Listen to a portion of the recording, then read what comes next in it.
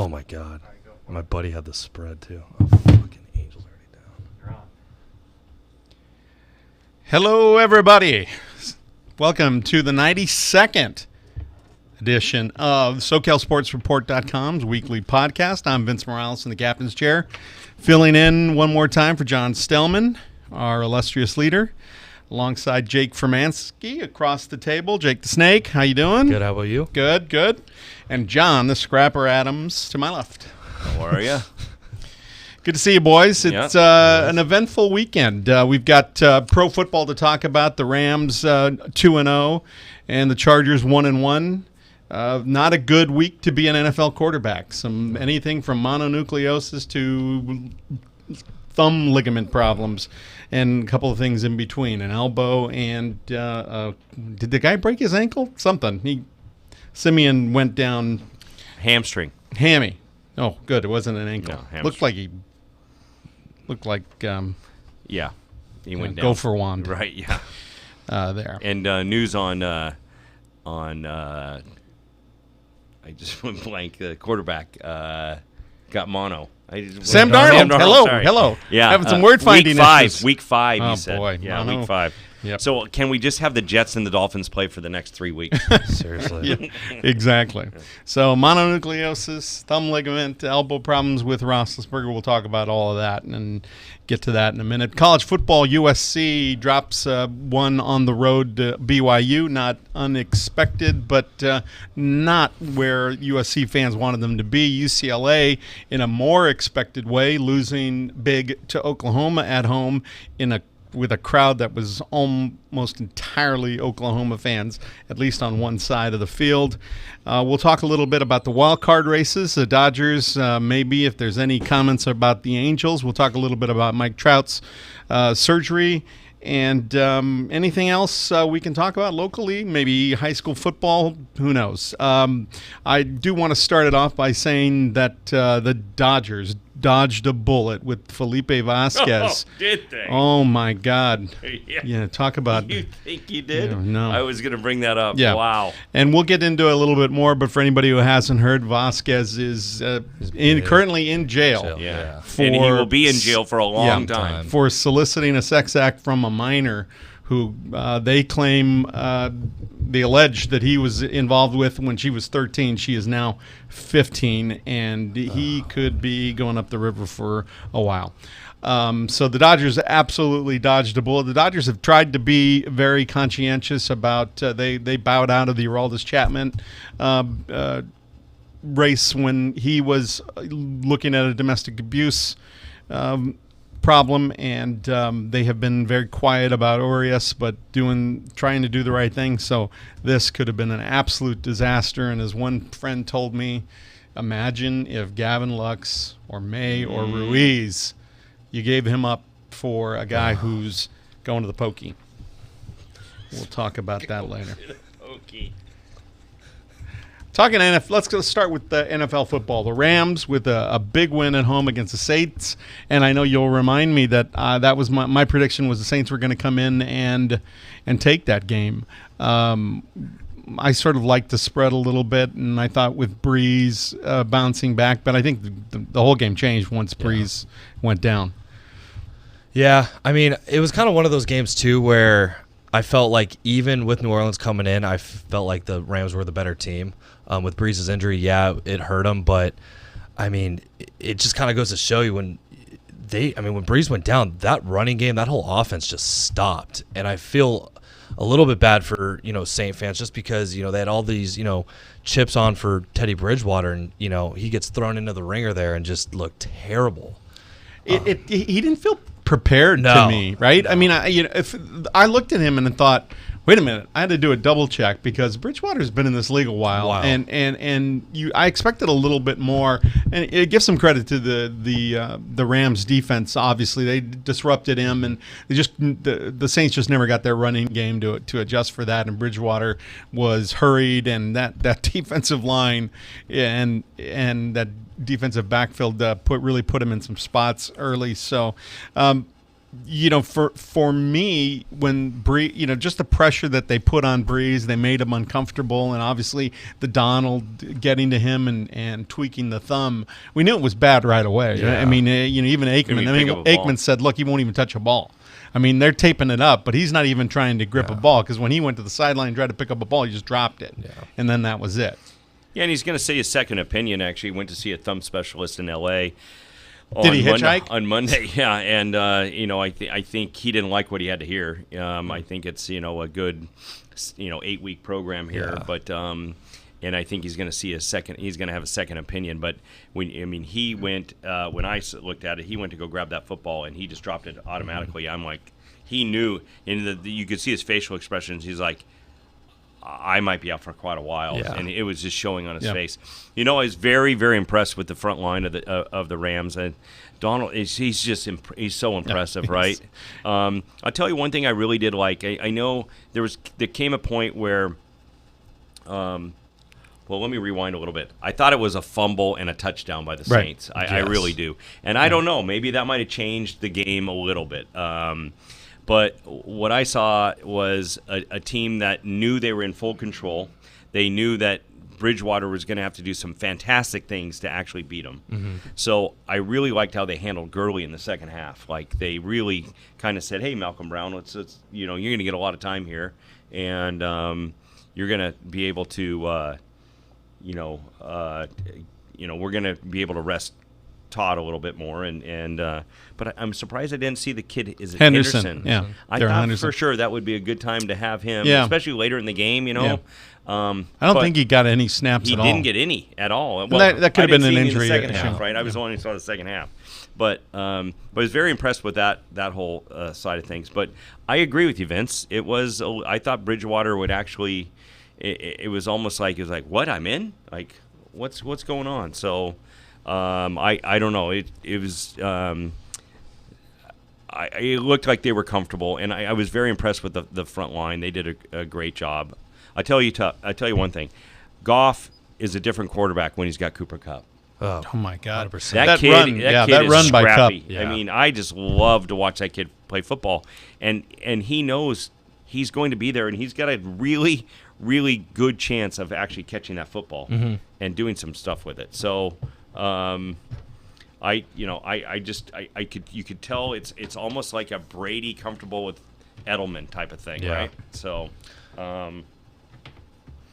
that's kind of what I got out of it. So, especially too with all the weapons, for the Rams and Goff, especially with Kupp. But I mean, how they let Brandon Cooks get involved again, and I don't know. Well, that's the whole deal. If Kupp is getting open all the time, right? That allows that whole offense to start and that's where spreading out. And they look like they were clicking on Sunday. Yeah, I think it's what I got out of the Rams was another good win. Another, and I would assume they're probably favored against the Browns, right? They play the Browns next week, and the Browns don't look good at all, right?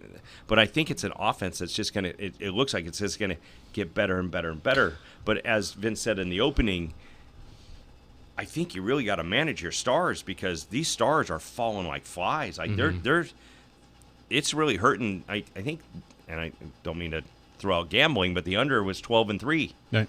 I just, like even in the Philly game, right? Jackson doesn't even get through the first quarter. He's now out for 2 weeks. Ben goes down. Breeze goes down. Jeffrey went down. Alshon. There's a lot of guys going down, and boy, you're really going to have to count on your depth to get it to the next level. Well, the Rams tried to mitigate that by not playing any starters during exhibition season. So it's something that it has to be on the minds of these coaches, these front offices, and for the players. That's why when they hold out, they go, "What? So what? I'm holding out from And the owners want more preseason games, but you're not going to see these guys. No. Why? And it's different too, preseason compared to spring training. It's like, having a pitcher not throw for 2 weeks in spring training is going to hurt them come April and May. But preseason, you miss 4 games. That's why I was kind of listening to the radio too, and everyone's talking about, well, if they would have played in these preseason games, these injuries. It's like injuries are going to happen in football every play. So I don't know. I kind of called BS on that.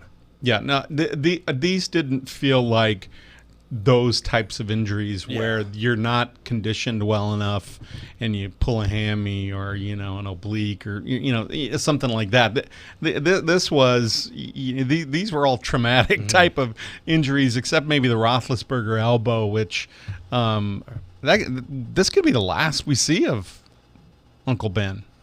Yeah, I mean, I don't know how severe this thing is. Season ending is what they're saying. True. No, it is. He is done for the season. But, I mean, is he back to health next year? But, I mean, he just signed a nice little extension, right?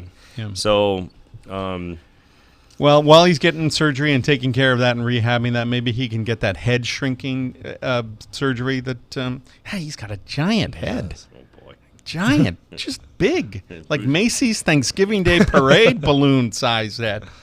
Anyway, good luck to him. Bruce Bochy big. Yeah, big. It's big. Yeah. So Darnold with mononucleosis, you set out Week 5. Week 5, it looks says like. He's feeling better. It's getting better, but I think it's more or less a I don't want you around my guys. Yeah, no, it's it's obviously very contagious Yeah. and and it's devastating. I know when I was in college, it was one of those things where kids were out a whole half a semester. I guess the positive is once you have it and you're clear of it, you can't ever get it again. I did not know that. Yeah. Thank you, Dr. John, for that. We're going to have to fact check that, though, because I don't know where you got that information. Allegedly. I'm not Allegedly. saying, I'm believing you, but I don't know. So Roethlisberger, Darnold, then Simeon, Darnold's backup, goes down. The old Philly quarterback. No, Foles. Foles. Right, Foles as well. And then Breeze with the thumb ligament. Yeah, Melvin Gordon out for the Chargers. We'll get into that whole injury report. Just trying to think of a lot of stars that are. Jackson's out, wide receiver for Philly out for a couple. Sterling Shepard had a concussion. He was out this last week. The Giants do make the change to Jones today. Yeah, that's right. Eli Manning. Yeah, Eli Manning, benched. bye-bye. Benched. Yeah. You're hanging out with Ben.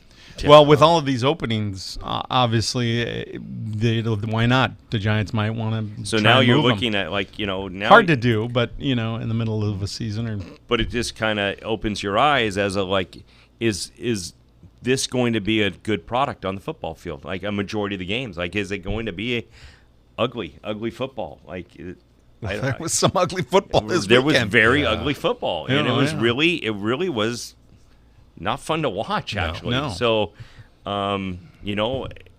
do the Rudolphs from Pittsburgh now start to rise? Right? Do the Jones start to rise and the Giants? And is this look at the Buffalo Bills, right? Yeah. Allen, he's doing a good job. That somebody's going to have to take over these spots, and if you're looking at it, right,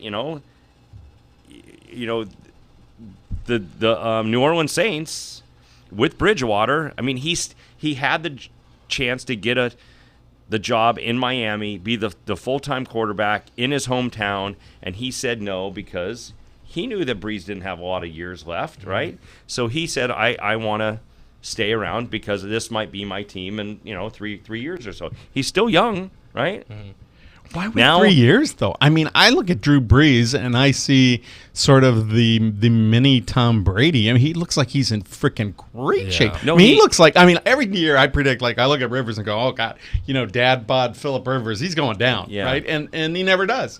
And then you look around, and Brady, who's, made a pact with the devil or something, and then Drew Brees, who looked ripped. He looks gut. Yeah. But again, like this, right? Where would you, if you're a backup quarterback and somebody goes down, where would you want to be? I think New Orleans would be a good place to come in and enjoy my football. And I got to give it to him that he stayed around and said, I'll be the backup and take the job on. Now it's, Sean Payton's got to look at him and say, you need to sit down here, and now you're the starting guy, and we need to get that old Bridgewater back. So hopefully he's more prepared than he was kind of flipping coins out there the other day. But I love the idea of another Manning in New Orleans. Yeah.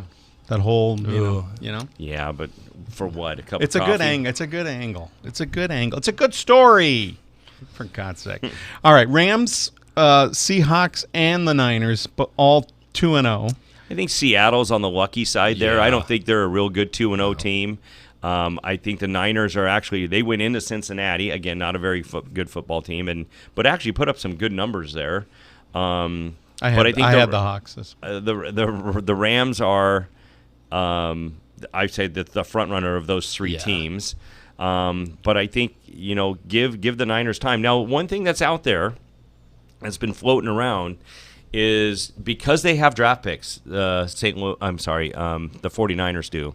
What do you think about the 49ers going after Jalen Ramsey for Jacksonville, who wants to be traded?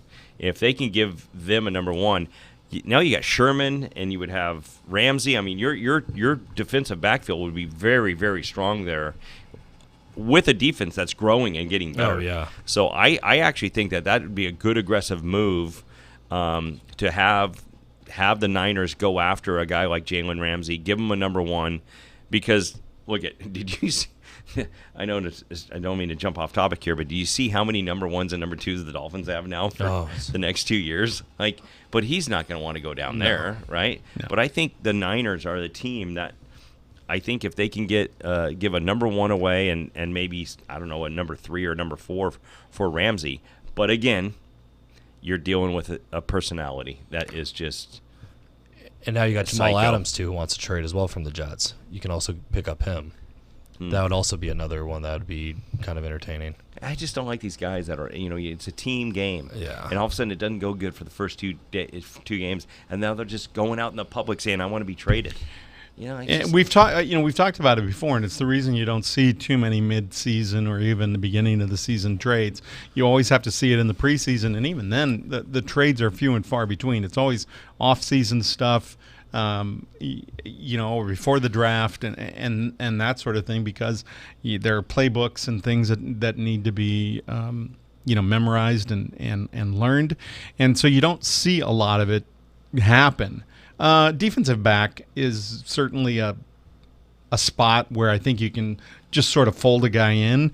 Quarterback, and then the skill positions, it's a little bit different, a little harder, but it's only 2 weeks in, and you never know, right? Who knows?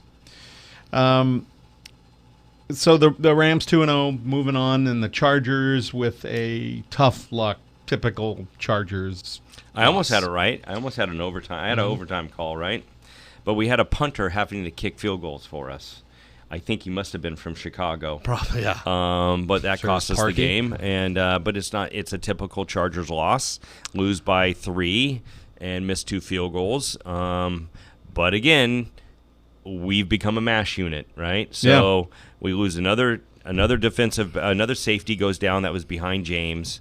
We have another a guy broke his arm, but right now we have Michael Davis hamstring, Adrian Phillips forearm injury, which I think is broken now. I hear Hunter Henry, Roderick Teamer, Jatavius Brown, Cortez Broughton, Denzel Perryman, Trevor Williams, quad. It's a mash unit. Yep. I mean, it's really, really bad. We've got James is not coming back till the early November. The other one, our left tackle is out with, he's got blood clots, and that's going to be probably mid to late November. And we're flipping coins. Our kicker hopefully will be back this next week, but and they're hanging in there, right? They're hanging in there. But then Phillips, they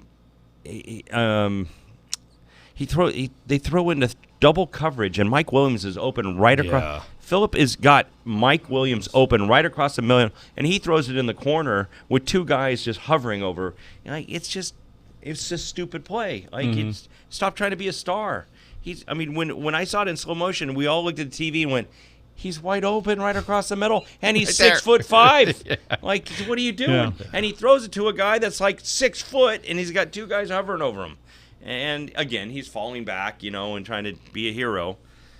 But it's Eckler looked good though. I think that's something you can count on. Yeah, he looked good. They're running the ball okay. They're passing the ball okay. They're moving the chains, but they're moving the chains to the 30, and then we're missing field goals. They've only given up 37 points this season. So, I think there's still some good things that can happen there if they can resolve some of those injury issues, get those next man up type guys to make some plays and and to make a difference. And I think the offense will start to settle down and settle into space. The Raiders kind of came back to earth a little bit, and so I think that bodes well for I had Kansas City. for the Chargers.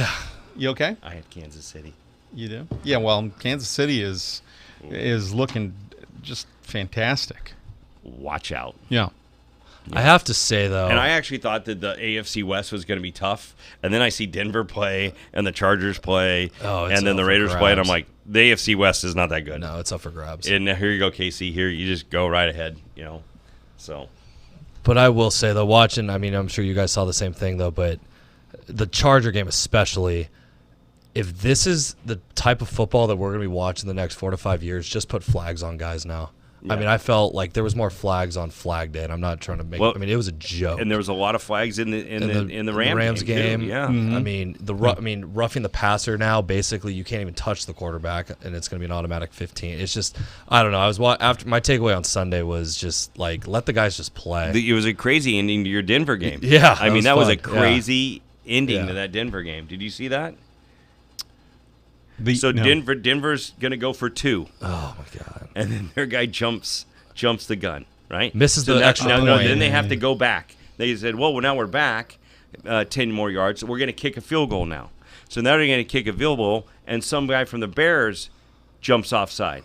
So then they take it back to the 3 or 2, and they say, we're going to go for it again. So then they go for it, and they score, right? And they score.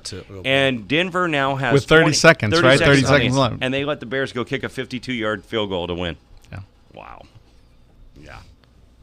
Yeah. It's crazy. Yeah. Panero will be the new mayor of Chicago here. He's got to make another one, though, but yeah. So. How did Trubisky look?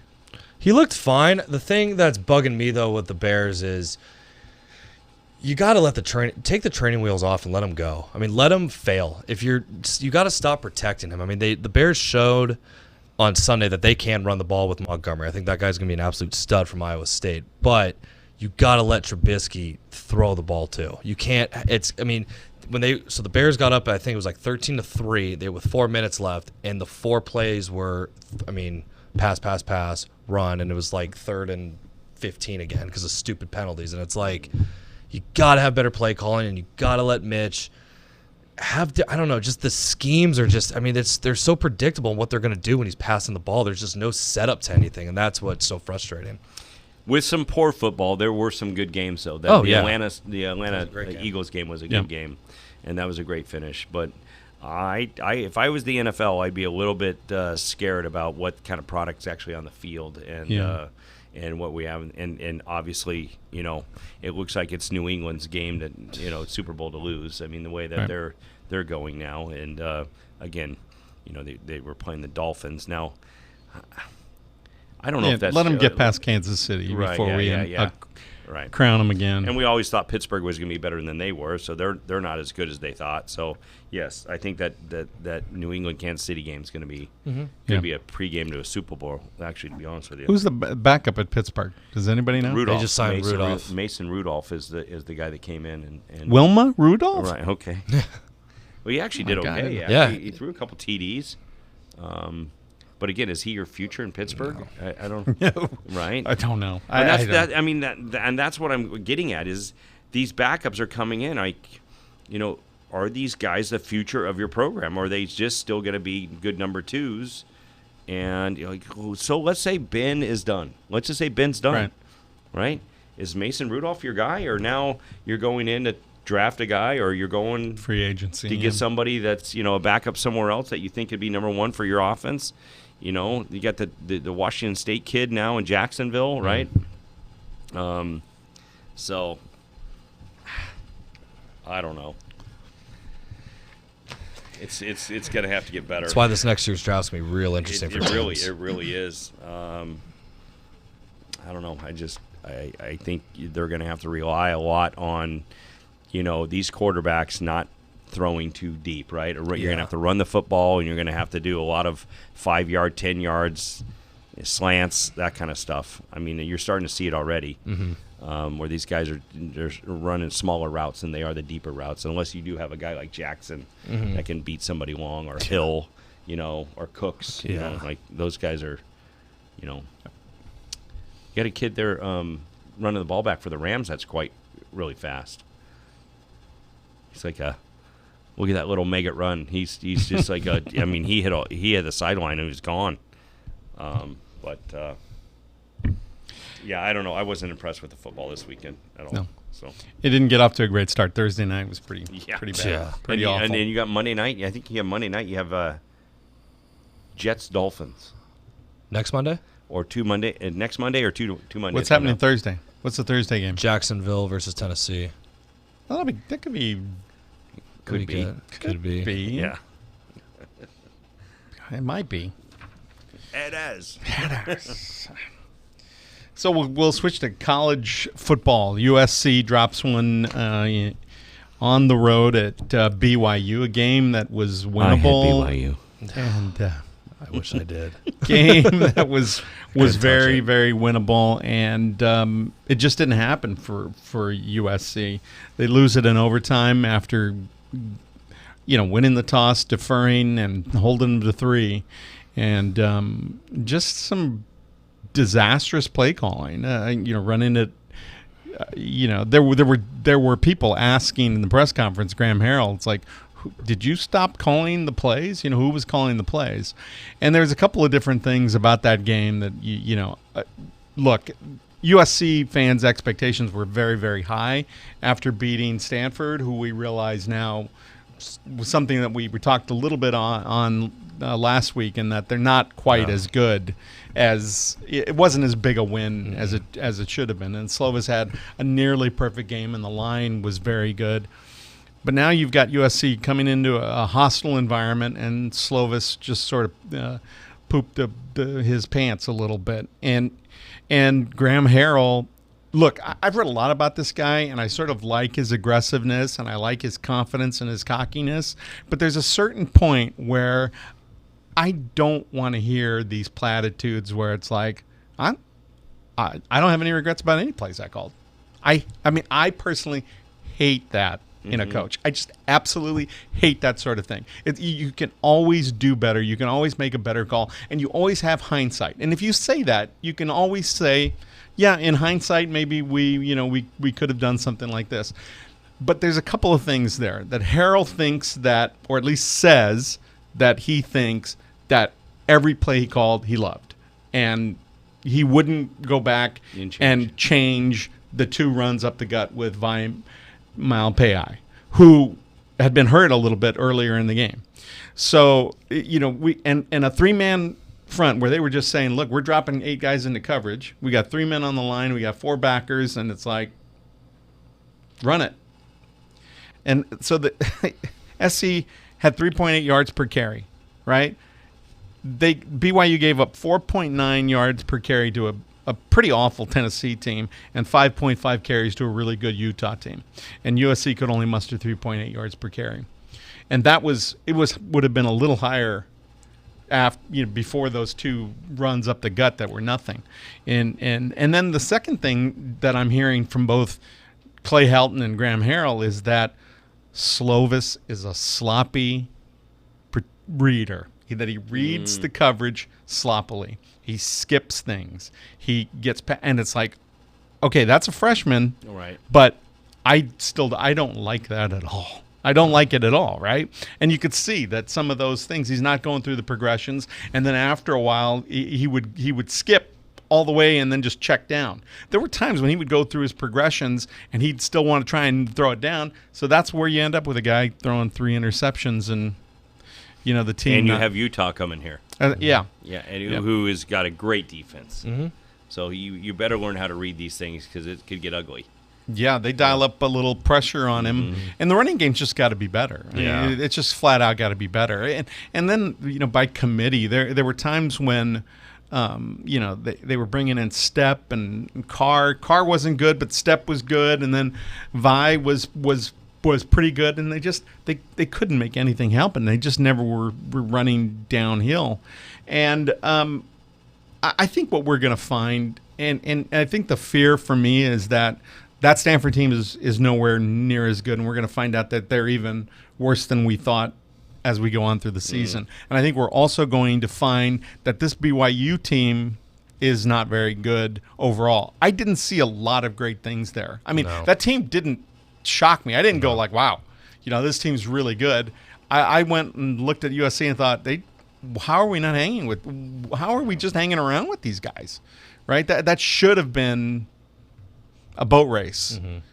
All they needed to do was make a few different calls. And the other thing that I don't like about what Harrell's been doing is that he's not sort of dumbing it down to give his quarterback confidence. It was something T. Martin did with JT Daniels last year. Again, another freshman quarterback, and he's calling these big, complicated plays and letting his kid check off at the line and letting this freshman decide making throws downfield on first down when you need to run some clock. And Harrell's the same way.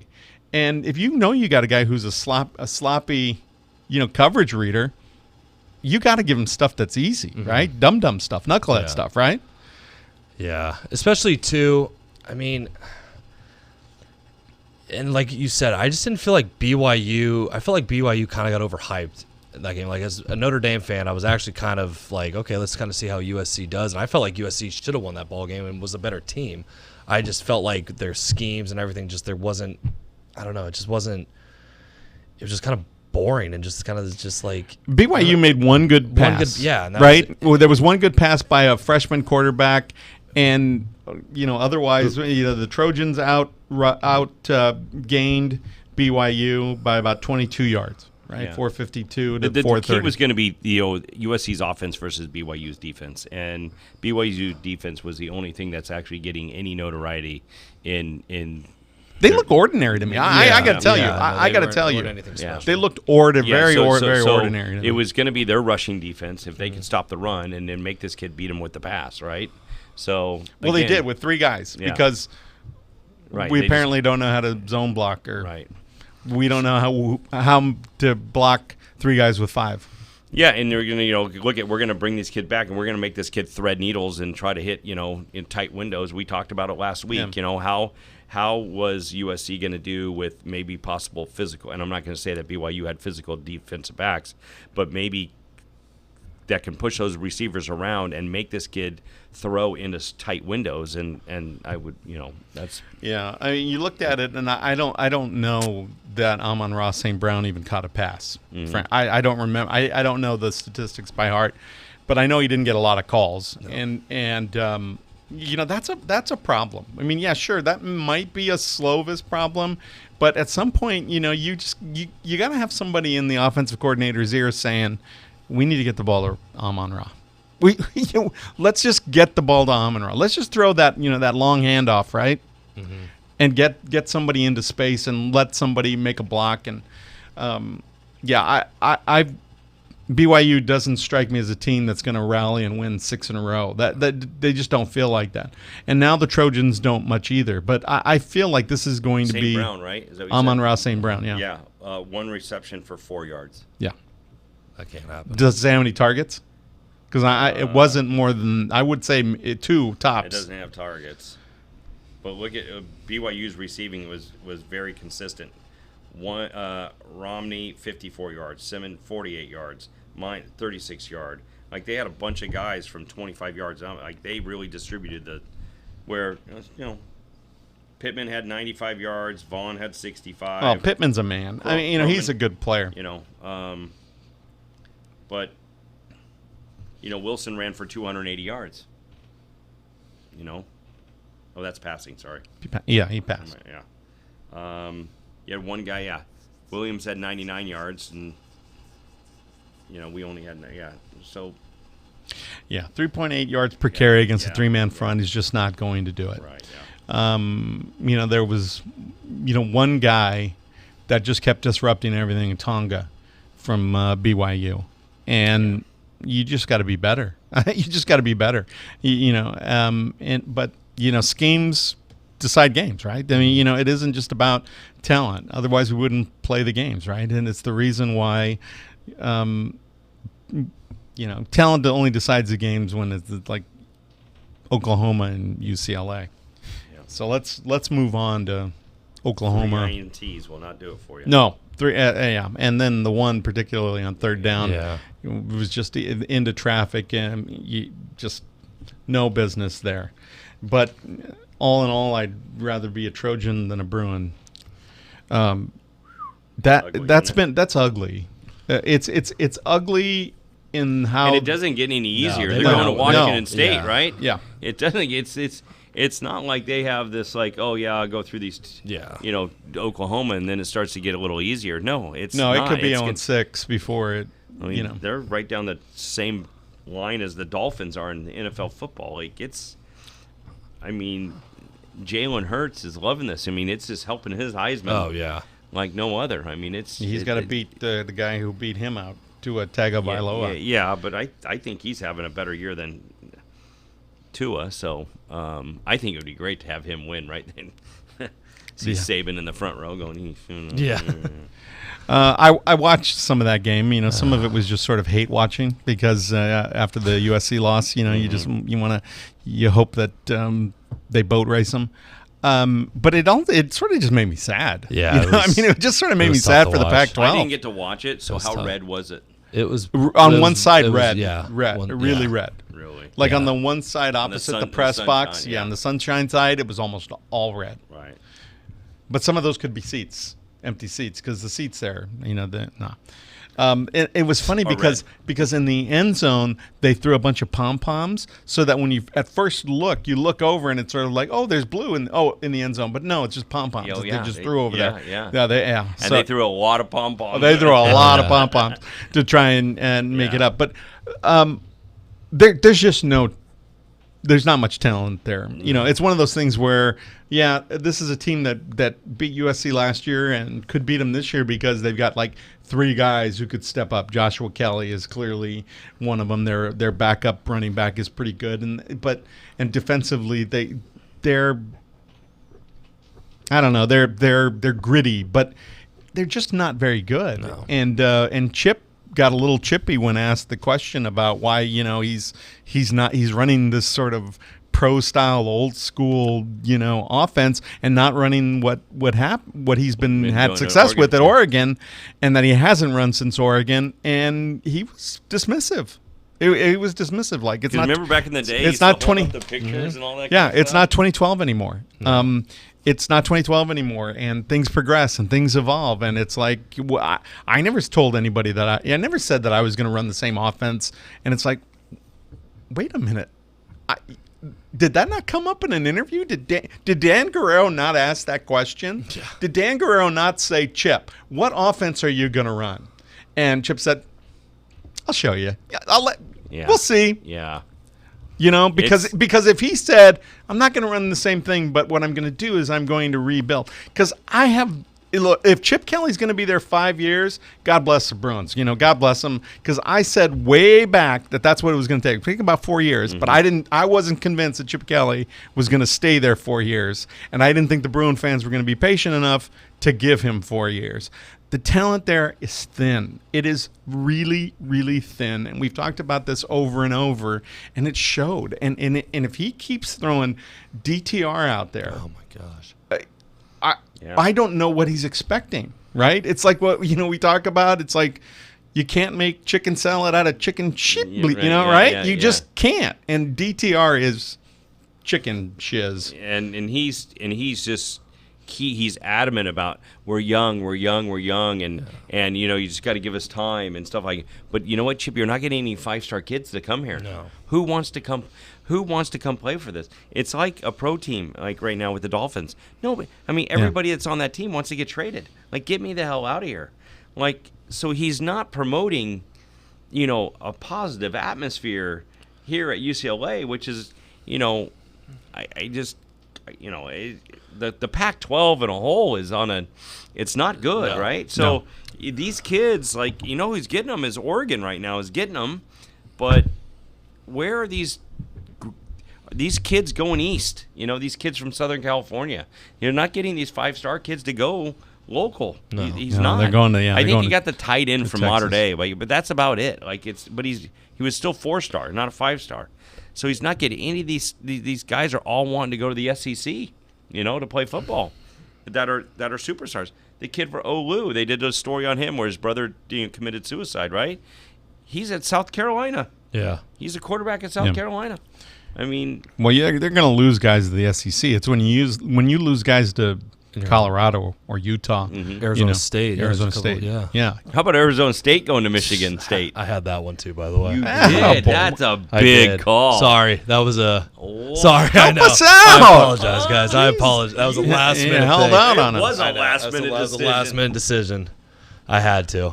I've said it for Wow. years. Michigan State's overrated, but I guess so. So what do you have to say about the Pac-12 and what you've seen? I mean, I think it's down. The one thing I kind of want to say about UCLA with Kelly, though, is the excuses are going to have to stop soon about the whole we're young, because you're going to be young everywhere. But it's like when you're not going out and recruiting, that's, problem number one. Like, you actually need to go to these guys' houses and you need to, sell yourself, not having your coordinators go out and do it. But the Pac-12, from what I've seen, I mean, Stanford looks terrible. I mean, everyone's picking Utah to win the Pac-12. I mean, actually, some people are picking Utah to make it into the playoffs. No. Which that's not going to happen. Nah. I mean, Lee Corso, like I you think said last week, needs to put I a think bib the only on, one but- that's got a chance is possibly Oregon if they yeah. go on a run. They're going to have to go on a big run. They're going to have to start blowing people out of the water and just continue to do that. And, with that one loss against Auburn, right? I mean, that could go a long way, but I think they're the only. I just don't think Utah can put up enough points, to win these games. Now, obviously, their defense is really, really good, but I don't know how explosive their offense is. Where Oregon can outscore you. Yeah. So Yeah. I think Oregon's the only one that has a possible chance. I think. Oh, don't sleep on Washington State. What- I think yeah. Utah possibly could get to a Rose Bowl or a bigger bowl, but because I don't think the national championship's at the Rose Bowl this year, right? No, I it's don't think so. Miami. Is it? So I think Utah can get to a big bowl, but I think if there's going to be somebody out of the West, it's going to be Oregon. But I know still I can see a Clemson, Alabama, and two other players to be named later. So Yeah, I did. This is a little worse than what I expected out of a UCLA team, right? 611 yards against a really good team. I get it. Look, it's a blip on the radar. There were no expectations from UCLA fans coming into this. Right. But when you go, I mean, you know what? If everybody tells you that, there's a pretty girl who wants to date you, and she's funny and she likes sports, and the first thing is she doesn't laugh at your jokes and she doesn't want to go to the sports bar with you, you're thinking you got sold a bill of goods, right? Well, that's Chip Kelly, right? It's like, why is he here? If he's not going to do what he did before, it's not his sparkling personality. I mean, Jalen Hurts 15 for 20 for 289 yards, 3 TDs. He had almost 100 yards rushing in the He had first a- quarter. He had 150 yards rushing, I think. He had 90-something yards in the first quarter. And that's He had that one run, and he didn't. He 14 wasn't. carries for 150 yards. There were 3 run Yeah. plays from Oklahoma, and they Nobody never touched got touched. No. I mean, they were not touched. There was nobody near them. Not even close. Nobody fast enough. Somebody just got out. Jalen went right up the middle, right? Yeah. I mean, Yeah, that was yeah. a 40-yard or something like that. Yeah. So and They then- just were gashed. And then you look at his counterpart, who goes 15 for 26 for 201 yards and 2 TDs with 2 INTs. And again, remember back in the day, Chip had a rushing quarterback, right? Oh yeah. Yeah. And well, Dorian Thompson-Robinson should be a running Should, quarterback, right. and And the only reason that he's probably got anything close to positive yards rushing is because he was sacked quite a bit. Is that he did run a little bit. He ran a little bit, 14 carries for -6 yards. but most of the sacks are like Right, yeah. our rushing yard Right, yeah, rides. yeah. It's not fair, but that's how they do it, right? So he was sacked 4 times, 5 times.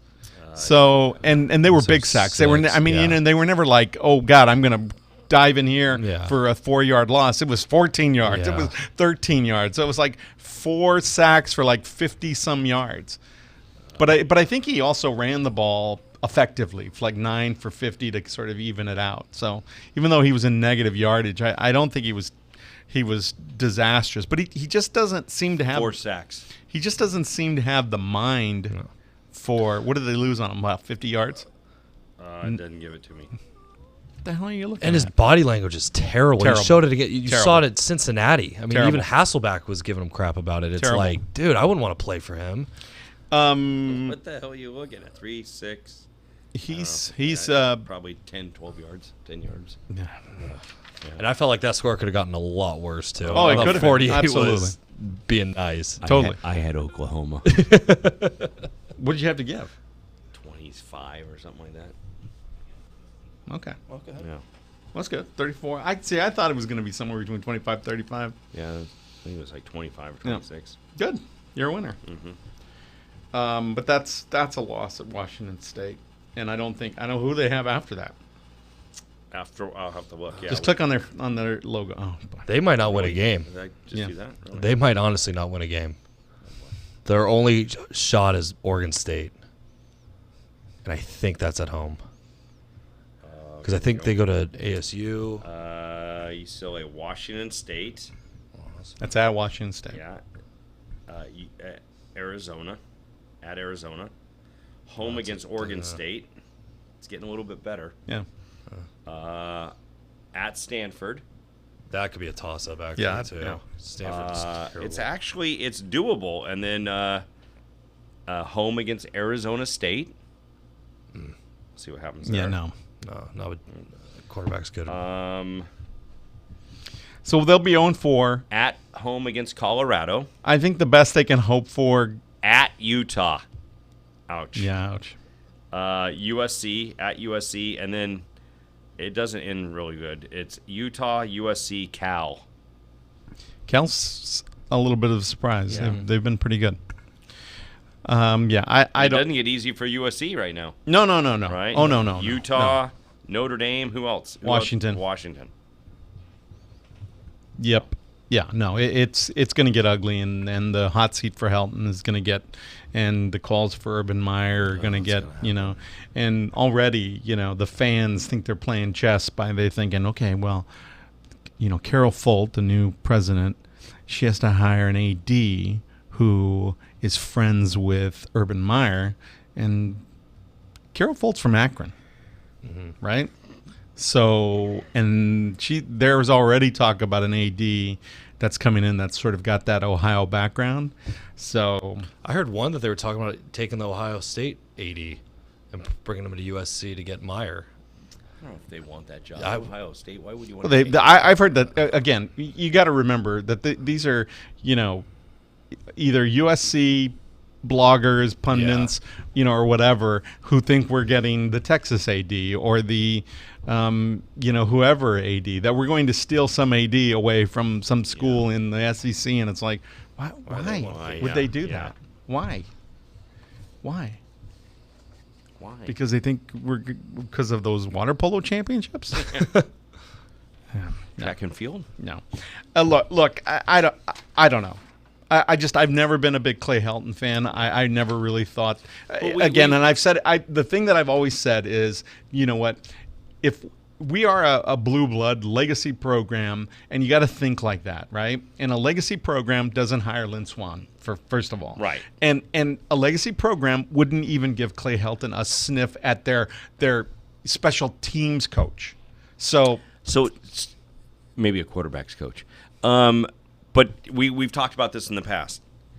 Do you consider USC a top 15 program for college football? Yeah. Don't look at records, but just overall, do you look at them as a top 15 program nationwide to beat, right now? Well, I mean, I'm just historically, of course. Yes, exactly. Historically, so now you have a top head 10. coach. Okay, top 10, right?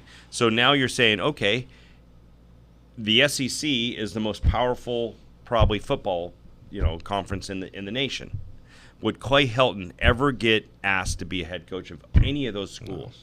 You shrink it down even further. Is there another Pac-12 school that would want Clay Helton as their head coach? And I think the answer is maybe. Oregon State. Maybe. Yeah. But it's not a resounding, oh, yeah, of course, certainly. Yeah. It isn't like a Chip Kelly where it's like, would you guys, okay, let's say your coach left. Would you take Chip Kelly? And it'd be like, oh, yeah, sure. Yeah, of course. If we said, your coach is gone, would you take Clay Helton? It's like, no. Yeah. No. Yeah. Yeah. So it's the only one you can get. No. Yeah. So, look, he's a nice guy. I like it when he praises God. And, it's like, but he doesn't have a prayer. Oh, boy. He's just too. Praises God. He doesn't have a prayer. I like how you all glory to God. Right. What a great win. These all the praise to these boys and God.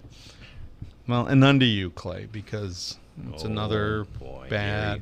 It's just a matter of time before he starts getting a little chippy over here. Little Chip Kelly. Yeah. We're going to switch to baseball. All right. Major League Baseball. The Dodgers coming up with homestand against Tampa Bay tonight. Have a 4-game lead over the Atlanta Braves for a home field advantage, clinching home field advantage throughout the National League playoffs. They're 1 game back of both Houston and New York. New York beat them, so they first of all they're actually like 2 games back because they need to jump both of those teams to have home field advantage if they were to get out of the National League and to get home field advantage in the World Series. It's more like 2 games because they don't have the tiebreaker against either of them. They lost head-to-head against the Yankees. They didn't play head-to-head against Houston, but Houston has a better intra-league record. You want to guess what? Okay, the Dodgers are 43-24 against teams in the Western Division. You want to take a guess at what Houston is against the American League West? Oh, it's got to be too much to little. I would. Oh God. So you said the Dodgers are 43-24. I would say the Astros are 35-10. That's about the ratio. 47-18. Yeah. Damn. Did you know that they're 16-1 against the Mariners this year? Yeah. They've beaten the Mariners 16 out of 17. What are they against in the Angels? It's got to be ugly there too. 11-6. Yeah. Oh wow. The Yankees are only up on the Angels 8-0 right now in the 9th. I'm just astonished. Now that's Texas. 11-6 is Texas. 9-3 against the Angels. I didn't write the names down. Just the numbers. But so the Dodgers don't have that. They don't have either of that. But I've seen some more promising things out of the Dodgers. Yeah. Kenley had some more movement on his ball than I've seen in a long time. I think the rest was good. He topped out at 95 against the Mets and that save that he got against the Mets, and had some good movement on the ball. So I was impressed and surprised actually. Though Dave, there was. I was talking with friends about this, and the Dodgers, Roberts had said, I'm going to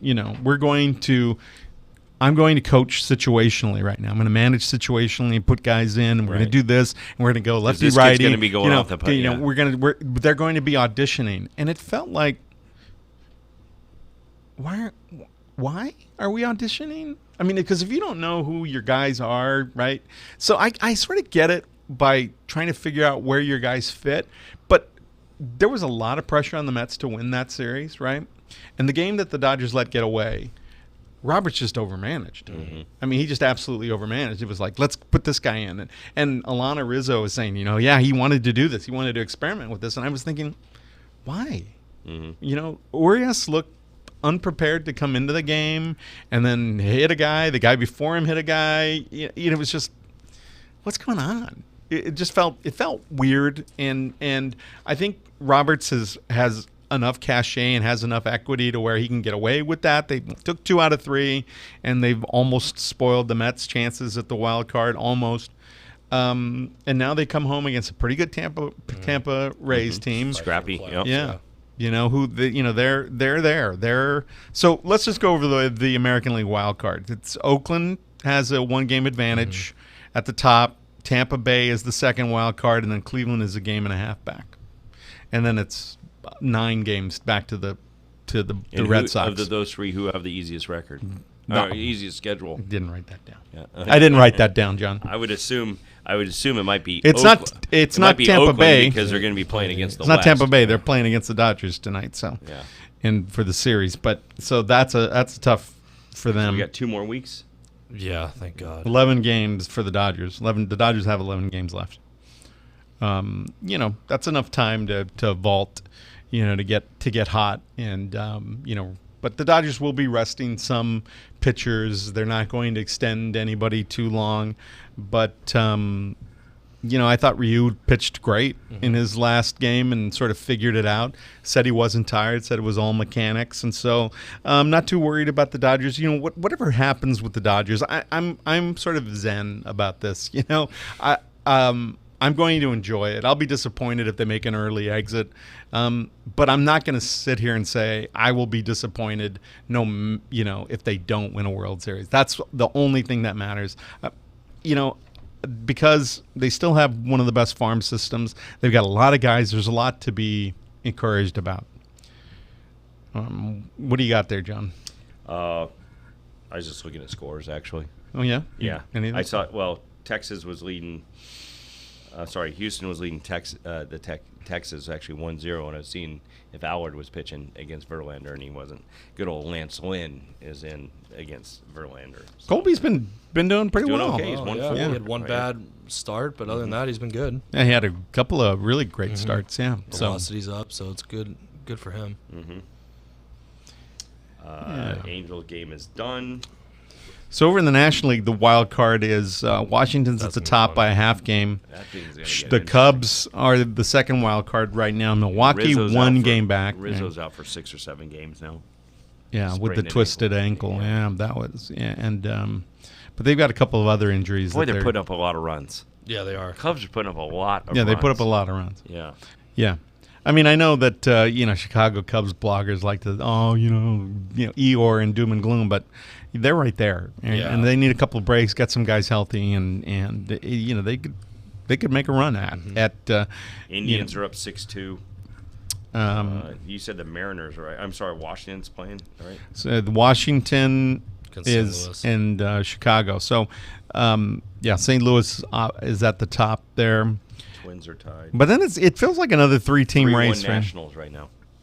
So then it's 5 games back to Philadelphia, the Mets, and then 5.5 with Arizona. So to me, with 11 games left, I'm writing off those guys. Yeah. To me, it's Milwaukee.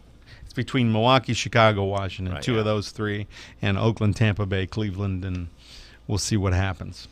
Yeah, I think it might be Cleveland or the A's actually in that. Yeah. In that deal. So just like with the Mets in the series at Citi Field, Tampa comes into Dodger Stadium needing wins, and so don't be surprised, right? If they give the Dodgers all they've got and the Dodgers drop a couple, but They got a good bullpen too over in Tampa Bay. they do It's Yeah. scary. Yeah. A lot Yeah. of arms. a lot of arms, and a really good year from a team that had been hanging around. They played pretty well last year. They've done a great job. I like them. I like their team. Yeah, but it's just one of those years where the American League's pretty stacked. Yeah. I mean, you got Houston, New York, and the Twins, and And it's nice to see a manager too actually, control his pitching staff as well. Unlike another team that we like to root for that is one of the worst managers I think I've ever seen in my life. So getting to Mike Sorry, Trout, yeah. actually. So speaking of Mike Trout, the crappy best man- player in baseball, do you think he's going to win the MVP? Because Bregman is now the one He's that is right behind him. starting Yeah. to chase him. His on-base percentage is way higher than anybody else. He's got, I think the home runs is where Bregman might be able to catch him. He's still got more RBIs than I think everybody else, but it's 2 weeks, right? And right, and that's a that's long time. So let's just say that let's just say that Bregman ties them in every category except on base percentage. Who wins? I think the writers vote for Bregman, but Because he just waited because, the whole entire year, yeah, right? Okay. Exactly, and his team's better, Right. Yeah. True. and but again, I'm also one of those guys who says, I will always refute because I still think, even though it's called the MVP and we talked about it last week, Right, yeah. it's the most outstanding player. So let's just get that straight, Right. right? That's what you're voting for. It's not about who was the most valuable to his team, even though that's what you like to think, right? It's the most outstanding player. And look, I think team could be good without Bregman, right? It's Oh, yeah. Angels couldn't survive without Trout. Yeah. They just couldn't. And it's showing. And It's it's- showing. yeah. Like it's. It's ugly. Yeah, but there's another team that just like I'm really interested in what happens in the offseason here, because there's it's got to have there's got to be 3 to 4 major pitchers that have to come into this if you want to contend, and I don't know if we're gonna have enough money to do that. Supposedly we are. That's the rumor. We have all this money saved up somehow somewhere. Yeah, so that's what you're gonna have to do. You're gonna have to go out and get 3 legitimate guys, and I think and a closer, really. Yeah. We don't have a closer. He could be a setup guy, but he's not a closer. No. Right. So I think we have enough offense. We need a third baseman. You're right, and we need a first baseman actually, because he's just going to throw it in here and there. he can't even catch a ball on a pickoff. And I think we need a fourth outfielder. So we have That's all? That's it. Yeah, that's it. Yeah. Okay. Isn't that like aisle 4 at Walmart? We might go find all that stuff. And that's the thing too, where I'm it's why I think it's gonna be a real interesting offseason for the Angels, because I think if shoot for the stars, go after Cole, try and get Syndergaard, but if you can't get those two, go get a Zach Wheeler, go get a Robbie Ray from Arizona, because there's not a staff on this ace on this Angel staff whatsoever. There's not. We haven't had an ace for years. I would probably say Weaver. Just remember, you're going to have Ohtani, so I would assume he's going to be your Sunday starter, right? And that's, if that's your 4 guy, that's pretty darn good. But the thing is with Ohtani, and it showed with Osmus, he's only going to let his guys go 3 2/3, 3 1/3. So Ohtani basically, I know it's going to sound crazy, they should just move him to a closer. He's only going to get 1 or 2 innings max with Osmus at the helm, because he doesn't let his pitchers extend innings whatsoever. Well, they don't like him to see the player third time, right? The offense third time. But when you got a guy like Brandon Sandoval who's going 5 shutout innings with 84 pitches, let him go. Let it ride. The season's over, but we're going to have 6 different pitchers and 4 I don't know. I'm sorry, but Do you think Sandoval's in that starting rotation? has to be. He has to be. You have to put him in there. He's earned it. Because the other thing, you don't know what's wrong with Canning. He'd be your 5 guy, right? Yeah. Or would Ohtani be your 5 guy and he'd be your 4 guy? I think Ohtani's got to be. Because he's going to be they want his bat, right? Yeah. So they're going to let him play Monday through Saturday. Probably. Or rest him on Saturday for Sunday. Probably 5. He did really well doing the Sunday starting. Yeah, no, he'd look great. I would say 5. But also questions with Canning. He's got Yeah, but I think they stopped him enough to get him enough rest, right? I think he's fine. So. There's a lot of holes to fill. A lot. There's a lot. There's a lot of holes to fill. Here's like going to Short Cliffs and go for holes. Here's the catastrophe mind that I have, right? Catastrophe mind. Right. Here we go. Worst case scenario, right? The Tyler Skaggs investigation blows up. People start losing their jobs. I hope it does. There's instability in the front office. Maybe some heat on the old man to sell the team, or to at least sell part of the team. Just some ugliness to happen. Not the best farm system to go out and like dangle parts to trade for people. Have to sign. Is Artie Moreno the type of guy to come in there and clean house if he needs to? Is he the type of guy that you think is going to open the pocketbooks and try and fill up the spots where there are holes? To me, that's a catastrophe scenario. And I'm not asking that I'm asking if that's the blow up thing, right? So they, maybe Osmus maybe they keep Osmus, but Epler gets run out and some other people in the front office, and now they're scrambling around for a front office guy, and maybe there's heat on Artie. I mean, is that a time to like hunker down, right? Circle the wagons, not pay any money, or is that the time to open the pocketbooks? And I worry about that. I worry about the big opening of the pocket, but Cole deserves it. I mean, he's gonna get what he wants. He'll probably get max $15 million. Yeah, I mean that kid just is. Cole Calhoun or Garrett Cole? Garrett Cole. Oh gosh, yeah, he'll probably get 30. He'll get what, but again, I don't think he's going to have that mentality until that Pujols deal is all done, because let's just look at it. I mean, his last big contracts actually have really bit him. Hamilton, the Martin arse. Wells. Yeah, it hasn't been good. No, I'm sorry. I shouldn't say that, because Trout's going to be worth every dollar that they pay him. But so what's he getting done? What is it? Foot injury. Yeah, but what is it? Surgery. I don't know idea. Is it a bunion? Is it a corn? I mean, is it a plantar? No, it's not a plantar. It kind of sounds like it's just a minor thing. It's just it's been bugging him for. Yeah, I think it's just something that he might have a little tweaked, and it's a little he just surgery and play on it. Yeah, and it's all good to go. Because they said he's going to be back in 4 weeks. They're just shutting him down just because the season's over. Just start shutting down everybody. Yeah. Yeah. Season's over. Yeah, there is no 4 Here's weeks your for Salt the Lake Angels. City Bees. Yeah. But I think you are right, though, Vince. I think, and I personally think, I don't think this organization is ever going to do anything until Artie's gone. I think he needs to go. I think that's the biggest problem from... Who's going to buy that? It's a lot of money. Somebody will. It's a lot of money. Steve Ballmer. Steve Ballmer. Doing his, Move him to Long Beach, and but that, I mean, seriously though, because I don't think with him at the helm, they're never going to get anything done. I think it's funny how he opened up the pocketbooks. Now he's not, and supposedly we have all this money next year, and I don't know where that's coming from. Here's something that's just out there, right?